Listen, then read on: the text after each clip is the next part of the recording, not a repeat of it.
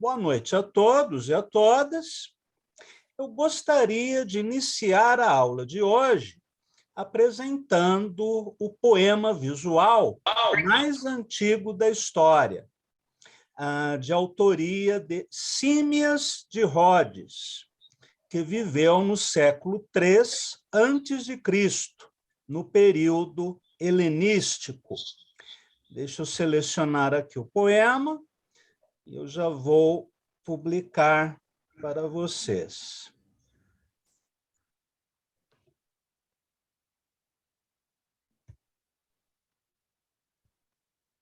Vocês estão vendo? Então, este é um poema do século III a.C., que lembra muito os caligramas de Apollinaire e que inspirou a composição de poemas visuais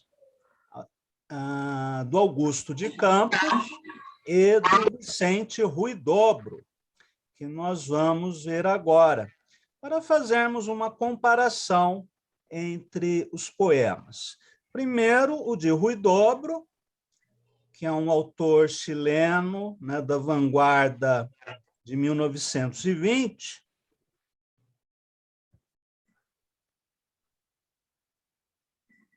Triângulo Harmônico. Então, este é o poema de Huidobro. E vamos ver agora o poema visual, na verdade, o poema concreto, Ovo Novelo, do Augusto de Campos. Eu peço a todos que tirem o áudio para não interferir na aula.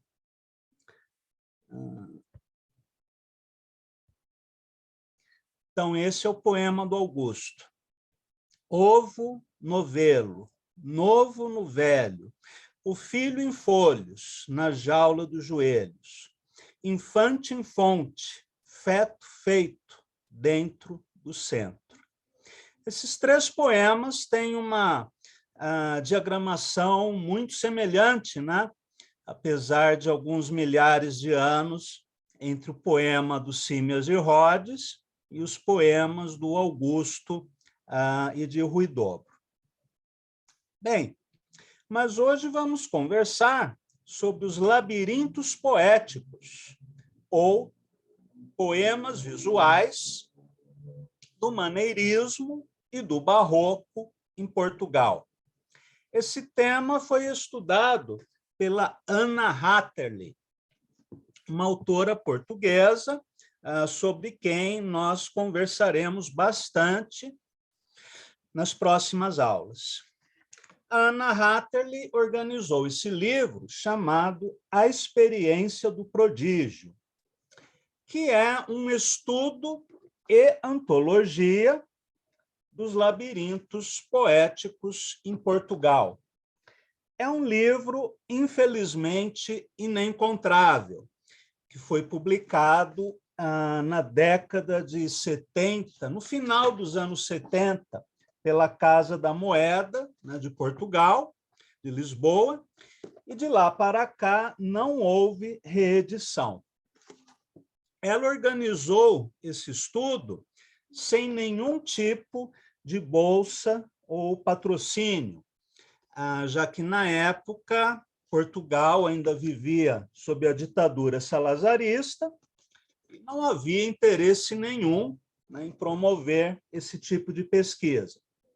Então, ela teve que financiar do próprio bolso viagens a várias cidades portuguesas, consulta a bibliotecas, a espólios, enfim, recolhendo material.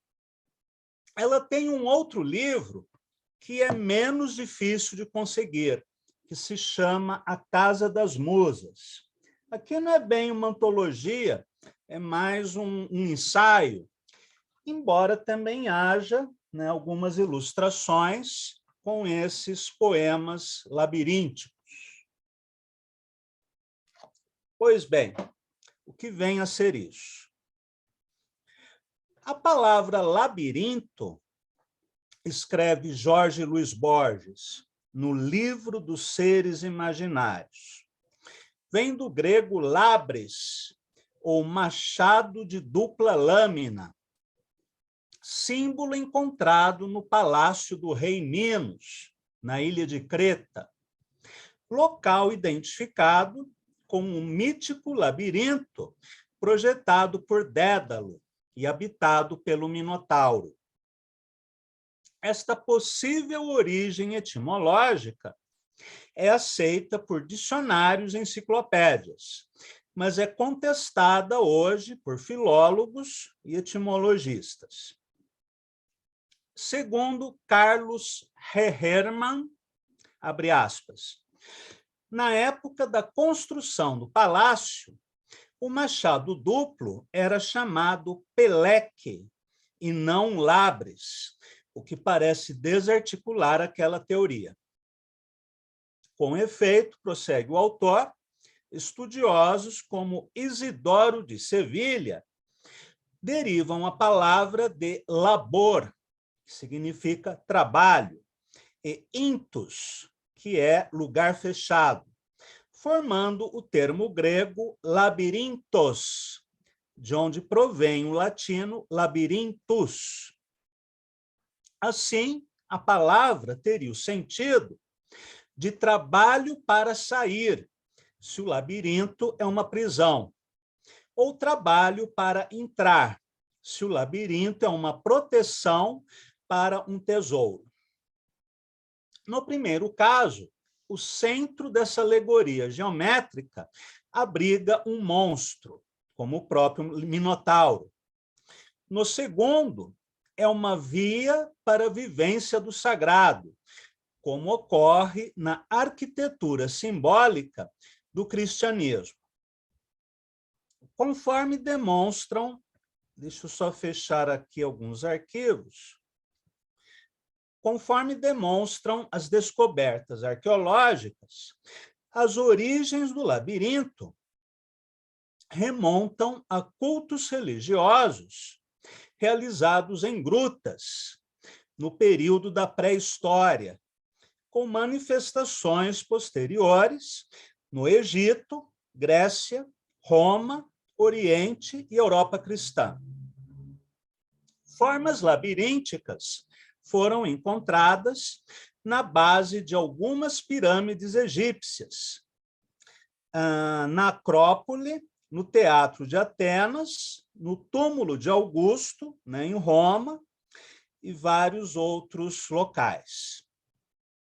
Os labirintos europeus eram circulares, quadrados, poligonais ou cruciformes, e construídos em pedra, madeira ou ainda inseridos nos jardins, na forma de labirintos vegetais, como o construído em Nuremberg em 1676. Aqueles de vocês que assistiram o filme O Iluminado, do Stanley Kubrick, vocês devem se lembrar daquele labirinto vegetal. Pasolini, no filme Decameron, ele também insere um labirinto. Isso era muito frequente no século XVIII, nos palácios, como uma forma de divertimento aristocrático. Bem, Gustav Holck, autor de um livro de referência sobre o assunto, chamado O Maneirismo, o Mundo como Labirinto, que é um livro que eu recomendo para quem deseje se aprofundar no assunto. O Gustav Holck cita um curioso labirinto óptico projetado por Leonardo da Vinci, formado por uma câmara octogonal cujas paredes seriam todas revestidas por espelhos, que lembra um pouco a um outro labirinto famoso no filme Operação Dragão, do Bruce Lee, em que ele luta contra o líder de uma quadrilha, e essa luta acontece num labirinto de espelhos. Bem, com sua teia de percursos intrincados que provocam desorientação ou terror no peregrino que se dispõe a atravessá-lo, o labirinto representa a confusão da alma imersa no mundo profano e também a jornada cuja meta é a conquista espiritual. O labirinto, escreve Anna Hatterley, era a forma ideal para representar simbolicamente os perigos e as dificuldades de percurso que se deparam ao peregrino, que tenta atingir a Jerusalém Celeste, a cidade de Deus, ou seja, a união com Cristo. Essa metáfora arquitetônica buscava proporcionar simbolicamente ao homem um confronto consigo mesmo, através de um combate-percurso, cujo objetivo é destruir o mal, se no centro estiver o monstro, ou alcançar a salvação, se no centro estiver a igreja, escreve Anna Hatterley. Neste sentido, é uma via iniciática de transmissão da consciência, conforme diz o estudioso português Lima de Freitas. Os primeiros labirintos, construídos pelas civilizações agrárias, em forma de espiral, eram unicursivos, diz Freitas, permitindo um só percurso, sempre curvo, conduzindo fatalmente ao centro. As dificuldades de percurso ou do jogo labiríntico residem nos obstáculos, encontros perigosos, provas ou enigmas que o peregrino deve vencer. Já os labirintos de base quadrangular das civilizações urbanas são multicursivos, escreve Freitas. Cada homem irá fazer a sua escolha no campo indefinido das possibilidades e das virtualidades, não raro padecendo com o erro, a perda do sentido, a desorientação. Lembrando que, num labirinto, você tinha várias armadilhas. De repente, você poderia pisar num lugar, né, que fosse um fosso profundo e você se precipitaria nesse buraco.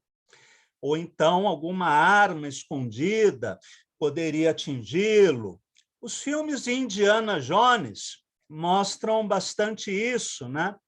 Os enigmas que precisam ser decifrados, e se não forem corretamente decifrados, o peregrino pode sofrer algum tipo de acidente. Os primeiros labirintos construídos pelas civilizações agrárias, em forma de espiral, eram unicursivos, né, diz Freitas. Já os de base quadrangular são multicursivos. Em ambos os casos, nos labirintos unicursivos ou multicursivos, a decodificação se faz a partir do centro, que é a questão verdadeiramente crucial da geometria dos labirintos, pois constitui um lugar estático com S, no sentido de imóvel, e estático com X, que é relativo à êxtase, de morte e ressurreição, de confronto final e de prova última. Vocês se lembram do filme Indiana Jones e a Busca do Cálice Sagrado, em que ele deve passar por várias provas até atingir o cálice do Graal. Nos labirintos cruciformes, ou seja, em forma de cruz, ele é o ponto de intersecção entre a linha vertical e a horizontal, englobando o superior e o inferior, o céu e o inferno, a luz e a sombra, o ventre fechado e aberto de todos os mistérios. Estamos diante de uma arquitetura mística, portanto, de uma arquitetura de sentido alegórico, que o peregrino deve percorrer para chegar a um estado de iluminação, de união com Cristo. O que isso tem a ver com a poesia, nós já veremos. A busca ou decifração desse centro fixo orienta todo o percurso da jornada arquetípica e equivale à busca de um sentido na obra literária, em torno do qual se constrói a trama ficcional imaginativa, com múltiplas peripécias e jogos interpretativos. Por exemplo, o livro La Rayuela, ou O Jogo da Amarelinha, de Julio Cortázar, que não tem uma sequência fixa de páginas. Em um livro comum, você tem página 1, 2, 3, 4, 5, até a página 300 ou a página 500, enfim, essa ordem é sempre crescente. No livro de Cortázar, você pode ter a seguinte numeração: página 23, 59, 4, 42, 129, 18, 37. Todas as páginas estão colocadas fora de qualquer sequência linear. Logo no início do livro, Cortázar nos apresenta a um roteiro de leitura. Ele diz assim: você pode começar na página 59, depois você vai para 27, depois vai para 42, depois vai para 130. Mas é claro que você não precisa seguir a orientação de Cortázar. Você pode ler o livro da primeira página até a última página de maneira linear, como você está acostumado. Você pode ler primeiro as páginas pares, depois as ímpares, ou pode estabelecer qualquer outra sequência de leitura. Este livro é um labirinto. E o centro desse labirinto é o sentido da obra literária. Assim como acontece nas Galáxias, de Haroldo de Campos, em Finnegans Wake, do Joyce, no Catatal, de Leminski, e em várias outras obras de vanguarda. Prosseguindo. Nos labirintos multicursivos, o aspecto lúdico e profano subverte a linearidade da jornada, oferecendo ao peregrino um amplo leque de trajetos. A univocidade teocrática cede vez a uma arquitetura plurívoca. O que isso quer dizer? Num labirinto cristão circular, por exemplo, unicursivo, você faz um único trajeto para chegar ao centro. Já num labirinto quadrangular, com várias vias de acesso, você tem as mais diferentes rotas possíveis para chegar no centro. E aí o objetivo não é mais necessariamente sagrado. O objetivo pode ser profano, um simples divertimento. Muitos reis europeus construíram labirintos vegetais próximos aos seus palácios e, após um almoço ao ar livre, por exemplo, os nobres entravam naquele labirinto como uma diversão, ou seja, o labirinto se torna um jogo, algo lúdico. Com efeito, o labirinto foi perdendo suas funções religiosas ao longo dos séculos, passando a ser valorizado como passatempo ou elemento decorativo nas vilas romanas, como no famoso labirinto de Conímbriga, que nós vamos ver agora. Deixa eu só encontrar a imagem. Já encontrei. Vamos publicá-la.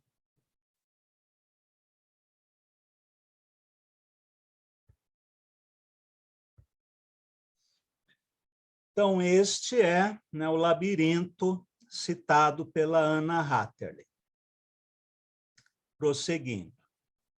A estrutura geométrica perdeu seu centro ou sentido simbólico. Abre aspas. Uma vez eliminado esse centro mágico, místico, o caráter religioso do percurso dissolve-se, restando apenas o esqueleto racional, ou seja, o desenho, que pela sua complexidade se torna, então, apenas desafio à inteligência e à perícia. Jogo, fecha aspas. O caráter lúdico da arquitetura labiríntica tem o seu equivalente literário nos textos visuais do barroco português, em que a pluralidade de leituras é obtida pela disposição espacial das palavras e linhas e pelo emprego de recursos como o emblema, quando a imagem é acompanhada por uma frase, geralmente em latim, como acontecia nos brasões medievais, como acontece na própria bandeira brasileira. O acróstico, poesia em que as primeiras letras de cada verso formam, em sentido vertical, um ou mais nomes ou ideias. O anagrama, quando as mesmas letras formam diferentes palavras, por exemplo, Bob e Dog, perdão, God e Dog, e ainda a escrita diabólica, um texto redigido ao contrário, para ser lido no espelho. E ainda a figuração textual, mimética, de cálices, crucifixos, mapas celestes ou hieróglifos. Eu vou mostrar aqui dois exemplos que não são do barroco. Aliás, é assim, esse aqui é do barroco português. Um minutinho só.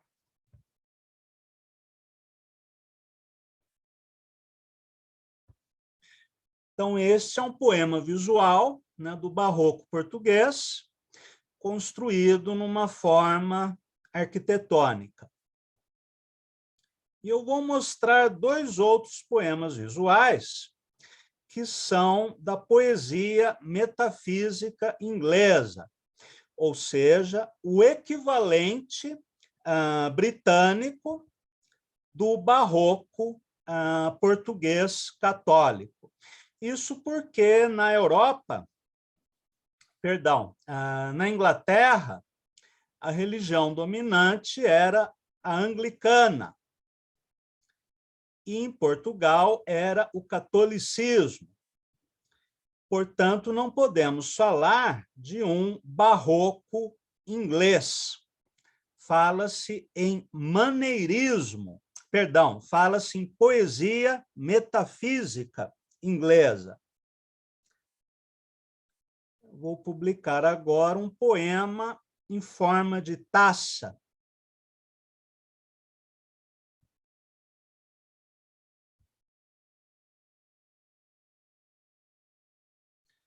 O outro poema, eu acho que não apareceu, então vou publicar de novo, em forma de altar. Então, nesses dois poemas, nós temos a mesma ideia, né, de uma construção visual, né, imitativa de alguma coisa, seja um cálice, seja um altar, seja uma construção arquitetônica ou qualquer outra coisa.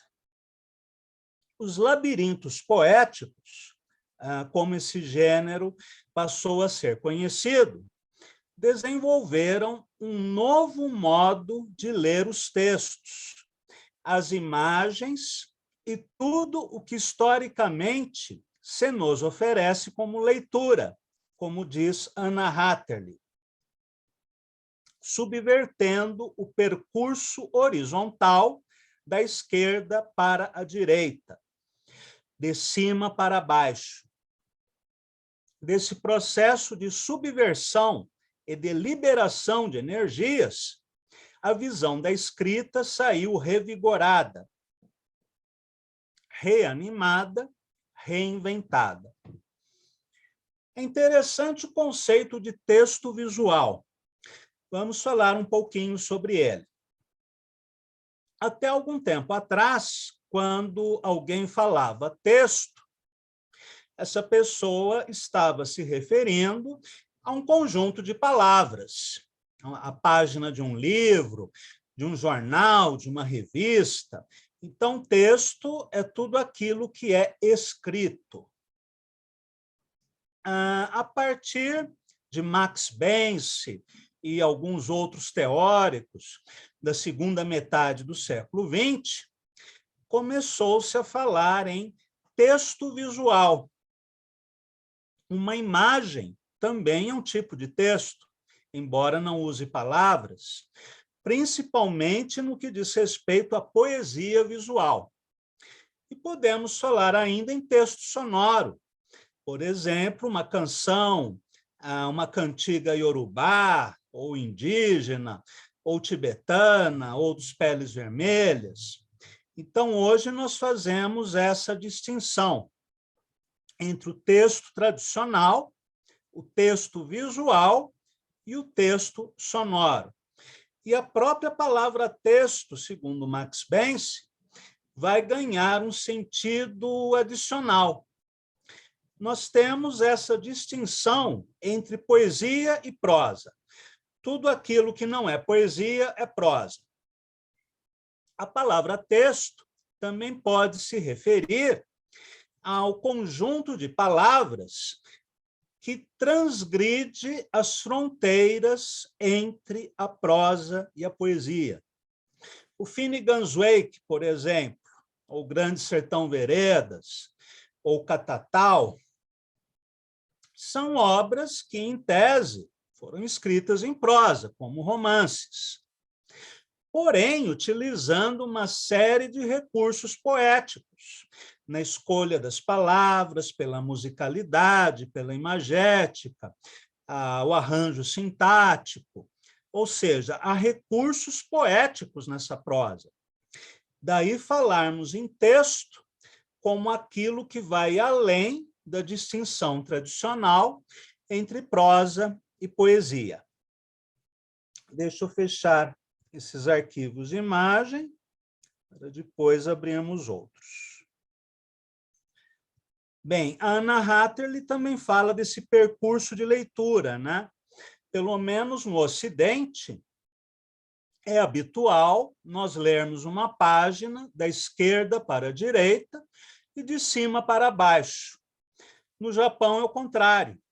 Você lê da direita para a esquerda e de baixo para cima. Na nossa escrita, a leitura se dá pela horizontal. Em chinês, em japonês, você lê verticalmente. O árabe e o hebraico, você também lê da direita para a esquerda. E o labirinto poético, ele vai utilizar todas essas possibilidades. O labirinto poético demanda não apenas o pensamento, mas, sobretudo, o olhar de quem o observa. Diz a Anna Hatterley, já não se trata de acompanhar um texto por uma imagem ou vice-versa. Trata-se de reproduzir um texto que seja simultaneamente texto e imagem, numa só consistência, como acontecera na antiguidade. Por exemplo, no poema de Simmias de Rhodes.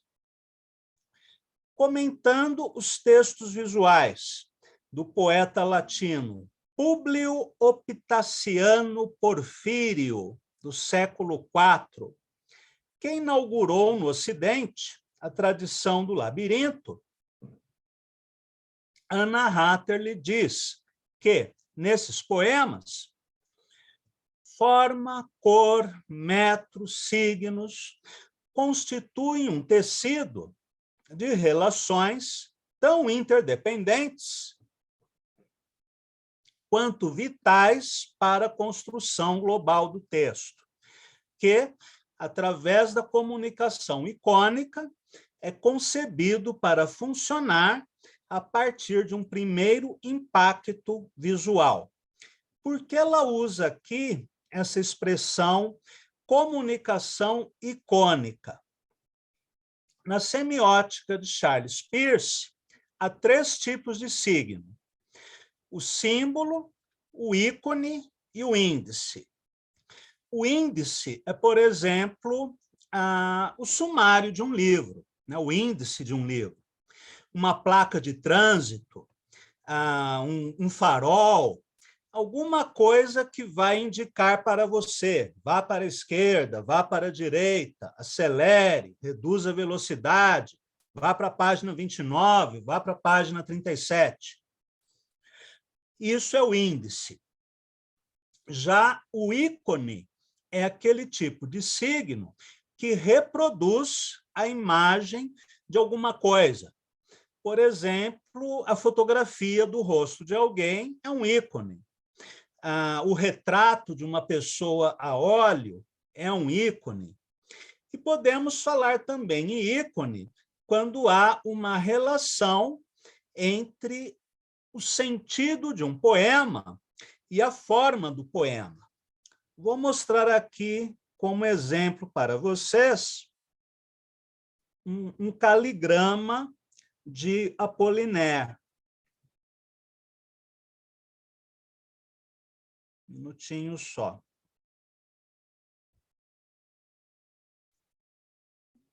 Cadê o poema?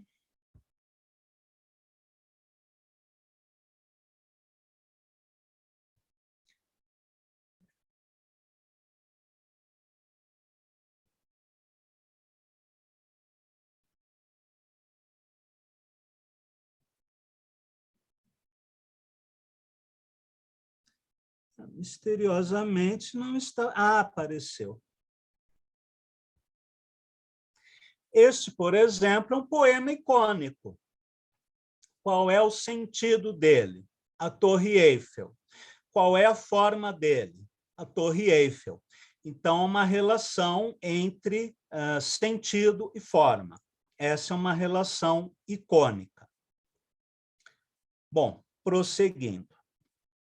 Esta definição da Anna Hatterley poderia ser aplicada a um poema de 1743, como o Soneto Acróstico Esférico, de Frei Francisco da Cunha, dedicado à rainha Maria Teresa da Áustria, cujo nome determina a composição e a colocação dos versos. Vamos ver, então, este poema.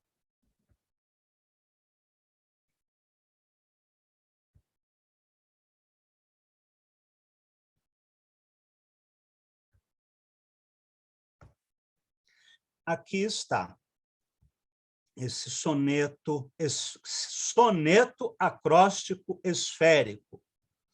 Nesse labirinto, o centro é ocupado pela letra A maiúscula, e à sua volta são dispostos de maneira circular formas visuais, palavras e frases compostas a partir das letras do nome da soberana, que devem ser lidos da circunferência para o centro, num procedimento que incorpora o movimento rotatório ao ato da leitura, o que é algo muito revolucionário para a época. A fusão híbrida de texto e imagem e a diversidade de vias interpretativas que verificamos nos textos visuais barrocos já se encontravam na escrita hieroglífica, nos pictogramas sumérios, nos ideogramas orientais, que estudamos na semana passada, nos labirintos poéticos de Porfírio, nas composições renascentistas, mas é no Barroco que alcançariam seu fulgor maior, quando, segundo Afonso Ávila, a forma artística, abre aspas, se abre em indeterminação de limites e imprecisão de contornos, apelando para os recursos da impressão sensorial, não desejando apenas conter a informação estética. O Carlos Ávila diz isso num livro muito interessante, chamado O Lúdico e as Projeções do Mundo Barroco. Depois eu vou fotografar as capas desses livros e publicarei no nosso grupo de WhatsApp. Para obter esse efeito encantatório, diz Ávila, o poeta barroco adotou um processo lúdico de encadeamento, seja de formas plásticas, seja de palavras. O caráter altamente sensorial do labirinto está presente não apenas em sua configuração visual, mas também na estrutura sonora. A repetição de uma frase, palavra, ou mesmo de um fonema, era um elemento altamente significativo, referindo-se, pelo menos em parte, na categoria dos mantras, das ladainhas, das litanias e das outras formas de oração encantatória, conforme escreve a Anna Hatterney. A forte sugestão sonora e visual dos labirintos poéticos relacionava-se com uma visão mágica do mundo, resultante da fusão do paganismo, do cabalismo e do hermetismo em geral, que estão na base de um complexo sincretismo filosófico e estético, tendência cultural heterodoxa que atravessou a Idade Média e o Renascimento para desembarcar na cultura miscigenada do Barroco, em que convivem a mística da fé cristã, a herança de antigas heresias e religiões pagãs e a luxúria das formas de representação estética. A visão mágica do mundo é traduzida no labirinto pelo simbolismo místico de sons, letras, números, formas geométricas, de onde podem ser extraídos níveis de significação neles ocultos e sobrepostos, quer a sua intenção seja mágica, mística, laudatória ou simplesmente lúdica. Quem já frequentou algum terreiro de Umbanda deve se lembrar que quando acontece a incorporação, né, das entidades nos médiuns, eles desenham no chão do terreiro, com um giz branco, né, chamado pemba, um círculo mágico. E dentro desse círculo, vários outros desenhos. Nós podemos fazer uma comparação entre os pontos da Umbanda e isso que a Anna Hatterley disse no texto que lemos agora há pouco. Deixa eu ver o que o José Ricardo escreveu. Você acha que o acróstico é um recurso banalizado hoje em dia? Sim e não, como todos os outros recursos. Há haikus banais e haikus muito interessantes. Há sonetos medíocres e há sonetos inteligentes. Do mesmo modo, acróstico. Você pode fazer algo simplório ou pode fazer algo muito inventivo. As clavículas de Salomão, com certeza, tem muito a ver com isso, do mesmo modo que a cabala, de um modo geral, sendo que muitos desses poetas, embora oficialmente cristãos, tinham origem no judaísmo, né? Eram cristãos novos, ou eram estudiosos de alquimia, de astrologia. Então, junto com o simbolismo religioso cristão, tem todos esses outros elementos pagãos, né? Que a Anna Hatterley mencionou agora há pouco, principalmente da cabala, da alquimia e da astrologia. Os labirintos poéticos, portanto, são adivinhas, textos codificados para serem decifrados por um destinatário, contendo uma mensagem particular, independentemente da língua ou do sistema de línguas neles usados e qualquer que seja o tipo de mensagem transmitida.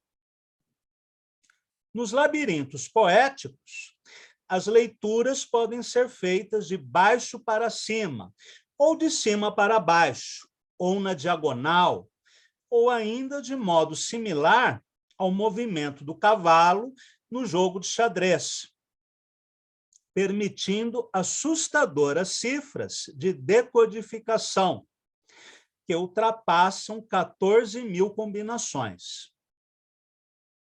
A construção do labirinto poético, porém, não é arbitrária. Ela obedece a um conjunto de regras fixas que devem ser conhecidas tanto do autor como do leitor, numa cumplicidade de referências culturais, a fim de que esse possa decifrar, além da mensagem fornecida pelo texto, a mensagem implícita na correlação existente entre texto e estrutura, onde a profunda mensagem simbólica reside. Por que isso? No Barroco, em especial, quem era o público da arte? O público da poesia, da música, das artes plásticas? Era uma aristocracia culta. E os artistas criavam suas obras para esse público aristocrático.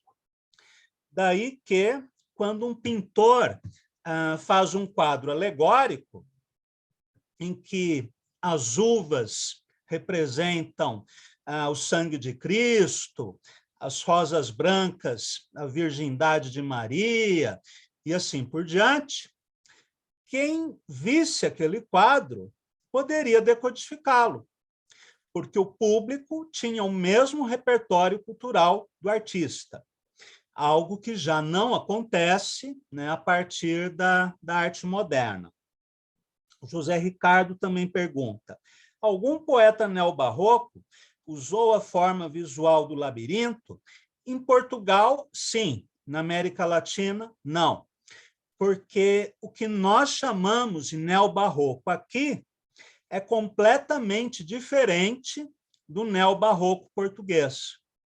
O neobarroco português nasce, inclusive, do estudo dos labirintos, enquanto o nosso neobarroco nasce de uma valorização crítica da poesia portuguesa e espanhola, né, dos séculos XVI, XVII, e a incorporação de alguns procedimentos de vanguarda.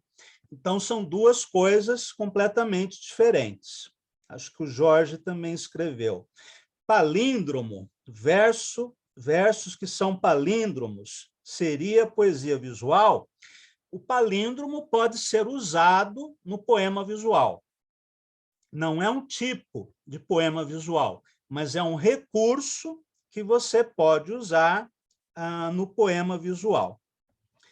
Bem, eu tinha preparado muito mais conteúdo para hoje, mas parece que nós já demos nosso horário e teremos que continuar na semana que vem. É um assunto rico, né, um assunto vasto, podemos ficar aqui muitas e muitas aulas falando sobre os labirintos poéticos, mas apenas a título de curiosidade, eu vou mostrar mais alguns, né, para vocês, e na semana que vem prosseguiremos com o tema. Deixa eu publicar aqui.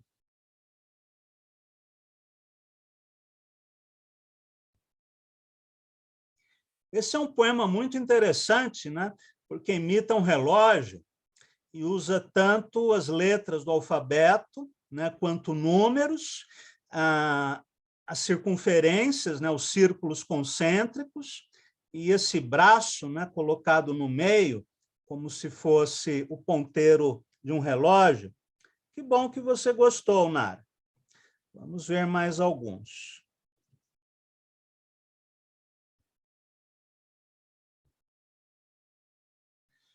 Esse poema que combina o quadrado, o círculo, o triângulo, né, as letras, os números. Parece um ponto de Umbanda, né? Deixa eu fechar esse, vou mostrar mais uma imagem.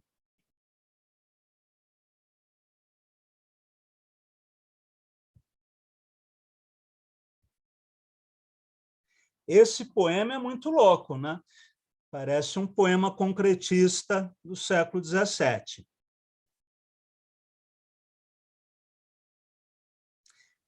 Então é isso, meus caros. Bom, Cláudio, né, Ricardo, se tiver público, por mim tudo bem. Sim, Newton. sim, primeiro eu queria dizer que as suas aulas são sempre boas, consistentes, mas algumas são seminais. Essa foi uma delas. Que bom. E queria pedir, eu já sei que o horário você tem outra atividade depois, o horário é limitado, mas se a gente não tiver oportunidade, como acho que não teremos agora, de comentar um pouco mais, talvez na aula subsequente reservar um mínimo espaço no início da aula para que algumas questões e comentários que não puderam ser feitos pudessem ser desdobrados. Eu teria algo a dizer, mas receio que não seria oportuno pelo tempo. Podemos fazer assim, Newton. Mandem mensagens de áudio pelo WhatsApp, né, com as perguntas assim que estão na ponta da língua. Aí eu vou respondendo aos poucos, né, nos meus intervalos de tempo. E na semana que vem, sim, teremos mais tempo para discutir, porque aí eu vou finalizar, né, a questão dos labirintos, antes de entrarmos na poesia visual moderna, né, a partir de Mallarmé, do lance de dados. Então, nós teremos, sim, né, mais tempo para perguntas na próxima semana. Mas envie o áudio, né, e eu responderei na primeira oportunidade. Então, obrigado. Então, é isso, meus caros. Fico feliz que tenham gostado. E amanhã teremos a oficina de poesia breve. Então, boa noite a todos. Grato pela presença. Boa noite a todos. Boa noite a todos. Boa noite, ótima aula, Cláudio. Obrigado. Boa noite, até amanhã.